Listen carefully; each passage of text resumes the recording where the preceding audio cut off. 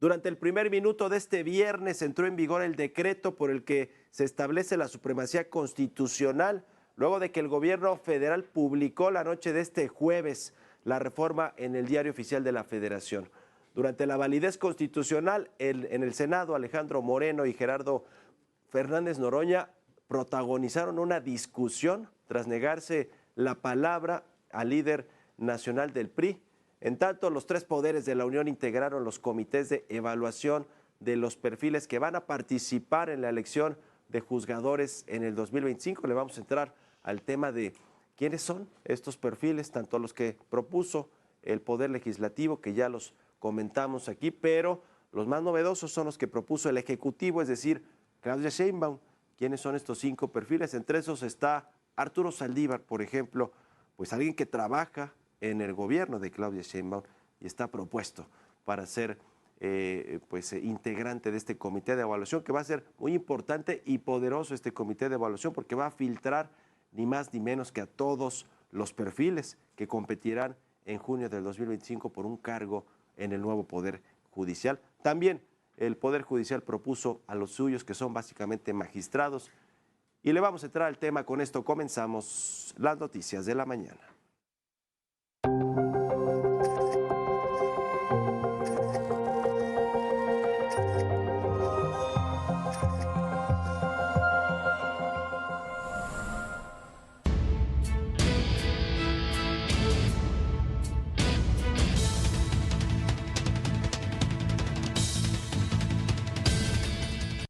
Ya le decía, este viernes entró en vigor el decreto por el que se establece la supremacía constitucional después de que la presidenta de México, Claudia Sheinbaum, publicó la reforma anoche en el Diario Oficial de la Federación. Horas antes, la Cámara de Diputados y de Senadores validaron esta constitucionalidad sobre la reforma a la supremacía legislativa que impulsó Morena. Con esto, la 4T podrá blindar las reformas que se realicen a la Carta Magna por parte de los legisladores. Y ya le decía que el senador y dirigente nacional del PRI, Alejandro Moreno, encaró al presidente del Senado, a Gerardo Fernández Noroña, los dos pues muy rijosos, así ha sido la historia de estos dos personajes políticos. El asunto fue que no le concedieron la palabra a Alito Moreno en esta sesión de validez de la reforma para tener la supremacía constitucional, y así se vivió el momento. Hemos respetado siempre para que nos des la palabra. Así ha sido. Ese es un tema, nada. Sí, no necesitas al senador Alejandro Moreno. Vaya a su curul y dígame desde su curul lo que no me ponga el dedo encima, no me ponga el dedo encima, no me ponga el dedo encima. Respeto a la presidencia. Respeto a la presidencia. Respeto a la presidencia. Respeto a la presidencia. No me toque. No me toque. Continúe la Secretaría con los asuntos de la agenda.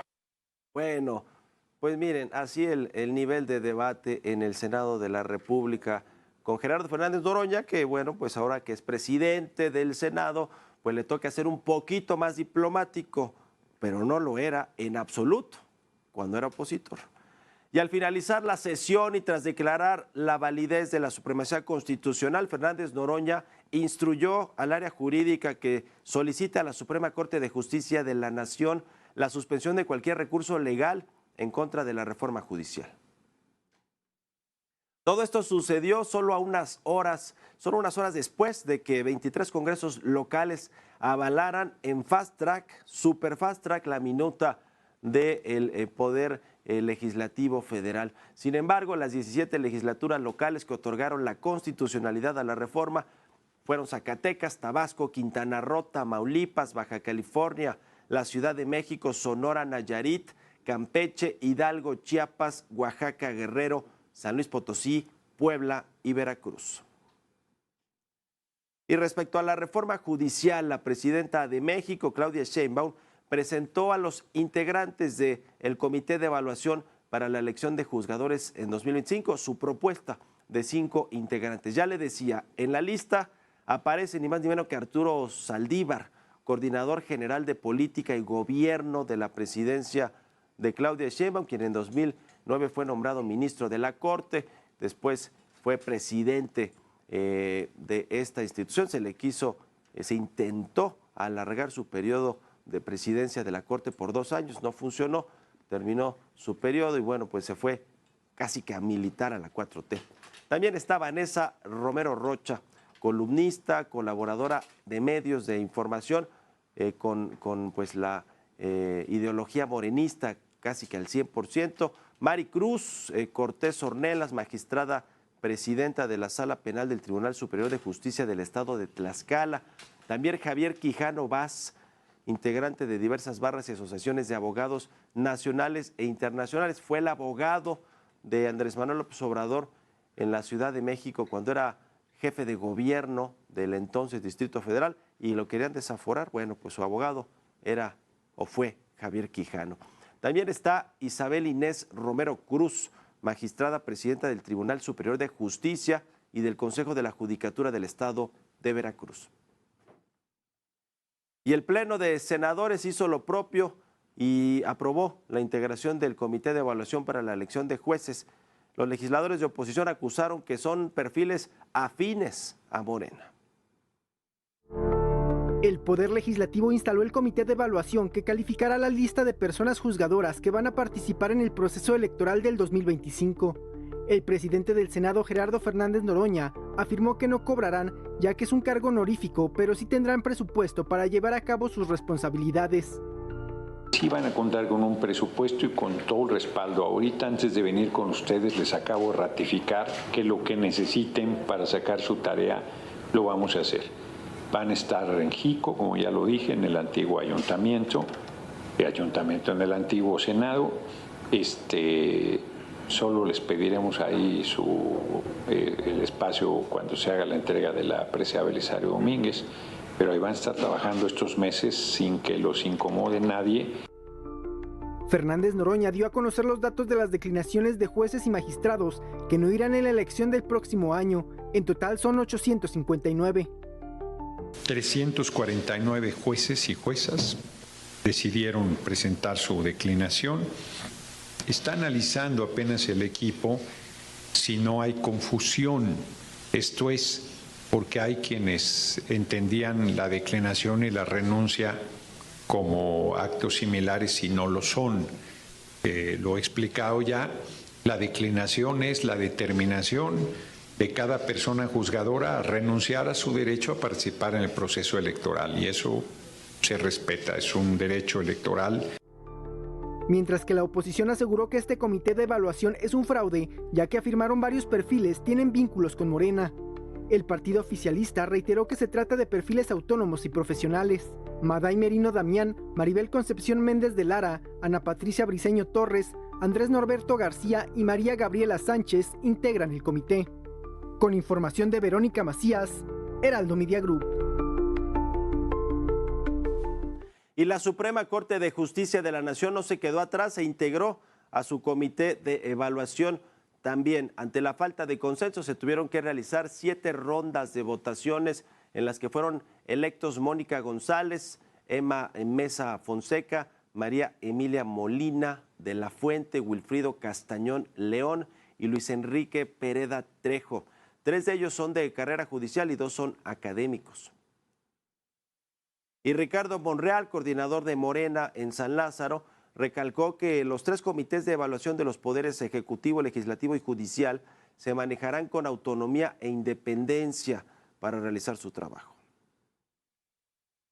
No, yo creo que el comité, cada uno de los comités va a trabajar unido, porque los perfiles que se presenten como candidatos seguramente van a ser selectos por ellos de manera escrupulosa. Entonces hay marco referencial en la ley de los requisitos que deben reunir: experiencia, calificación, capacidad. Entonces creo que va a ser un trabajo arduo. Y por cierto, la presidenta Claudia Sheinbaum pidió al INE revisar el costo de la elección judicial del próximo año luego de que trascendiera que el monto va a superar los 13,000 millones de pesos. Aprovecho cerrando para que el INE también revise cuánto va a costar la elección el próximo año, porque escuché que decían 13,500 millones. 13,000 millones, se habían dicho que eran 7,000 hace unos meses. Entonces, a ver, no va a haber financiamiento a partidos políticos, toda esa parte de una elección normal no viene.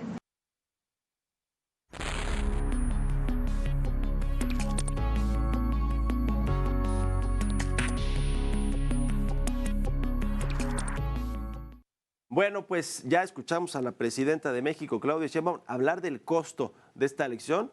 13,000 millones de pesos suena pues bastante alto para una elección, un primer ejercicio de elecciones de jueces, magistrados y ministros que se llevará a cabo el primer domingo de junio del próximo año. Seguramente se recortará ese presupuesto y es importante porque estamos pues prácticamente a la vuelta de la esquina de que el gobierno federal, a través de la Secretaría de Hacienda, entreguen al Poder Legislativo, a la Cámara de Diputados, el paquete económico del próximo año que contiene el presupuesto federal, la ley de ingresos, cómo va a recaudar y de dónde va a obtener ingresos el gobierno, la mayoría a través del cobro de los impuestos, y también los supuestos económicos, es decir, qué espera en términos de crecimiento económico, de tasas de interés, de inflación, de tipo de cambio, de producción petrolera, etcétera. Normalmente los gobiernos suelen pues jugar un poquito con estos supuestos económicos, con estas expectativas para tratar de pues cuadrar el presupuesto, sobre todo porque se anticipa que va a ser un presupuesto muy elevado, similar al que se tuvo este año de 2024 de cerca de 9 billones de pesos, con una deuda de casi 2 billones de pesos para financiar el gasto público. Se tiene que reducir ese déficit fiscal, seguramente no se reducirá del 6%, 5.9% de los requerimientos que tiene el gobierno para, para pagar su deuda. Se dice que podría reducirse al 3.5%, aunque se ve muy complicado toda vez que el gasto público seguirá en niveles bastante altos. Y bueno, por eso es que pues no se está anticipando o considerando darle un presupuesto adicional al INE de 13,000 millones de pesos para realizar esta elección. Vamos a ver en cuánto queda ese presupuesto y con lo que le den al INE, qué puede hacer para instalar casillas, para imprimir boletas y ya veremos, porque es una elección que se antoja bastante complicada y sobre todo poco concurrida. Hay pocos ejemplos de lo que ha sucedido en el mundo, el caso de Perú, pero en México no se anticipa que vaya a haber una votación masiva, un interés muy grande de los mexicanos por ir a votar a sus jueces locales, federales, a los magistrados, a los ministros, pues ya veremos. Pero hablando de la Corte, el próximo martes, que es un día crucial para el mundo y para los Estados Unidos, porque son sus elecciones presidenciales, además de que se renovarán otros puestos en la Cámara de Representantes, en el Senado y en 11 estados de la Unión Americana. Pero bueno, la importante es la elección presidencial entre Donald Trump y Kamala Harris, que va a ser relevante para México, sobre todo pues para saber con quién tendrá que tratar el gobierno de Claudia Sheinbaum los próximos 4 años en los Estados Unidos, y con una mujer que podría hacer historia, igual que Claudia Sheinbaum al convertirse en la primera presidenta de los Estados Unidos, Kamala Harris, o con un muy estridente y duro negociador, Donald Trump, que ya lo conocimos, no era tan radical, pero bueno, pues ahora prácticamente ya no tiene nada que perder si regresa por 4 años más a la Casa Blanca, y veremos cómo nos va, sobre todo con las amenazas veladas que ha hecho Donald Trump respecto de México en temas de seguridad, de migración y del acuerdo comercial, de los aranceles que quiere ponerle a los fabricantes de autos en México. Ya lo veremos. Pero también en el supermartes de la próxima semana, el 5 de noviembre, está lo que tiene que ver con el Poder Judicial y esta votación que hará el Pleno de la Corte, de la Suprema Corte de Justicia, respecto del proyecto del ministro González Alcántara de invalidar parcialmente la reforma judicial, sobre todo que no vayan a votación los jueces y magistrados. 8 ministros que son los disidentes, los que presentaron la renuncia, disidentes porque no comulgan, no ven bien la reforma judicial, podrían pues votar a favor del proyecto de González Alcántara e intentar echar abajo esta reforma judicial, aunque bueno, pues con la de la supremacía constitucional y con todo esto se ve pues muy complicado que vayan a acatar este fallo si es que lo apoyan los 8 ministros y ministras que hoy no están de acuerdo, que ya presentaron sus renuncias al Poder Judicial. Vamos a ver si lo apoyan o no, porque la crisis constitucional pues ya está en todo su esplendor, pero este tema pues podría poner ahora sí que todavía más de cabeza al Poder Judicial y las pugnas que hay entre poderes de la Unión, el Poder Legislativo, Poder Judicial y también involucrado el Poder Ejecutivo. Así que super martes de la próxima semana por las elecciones en Estados Unidos y por esta votación del proyecto del ministro Juan Luis González Alcántara que busca echar abajo parcialmente la reforma judicial.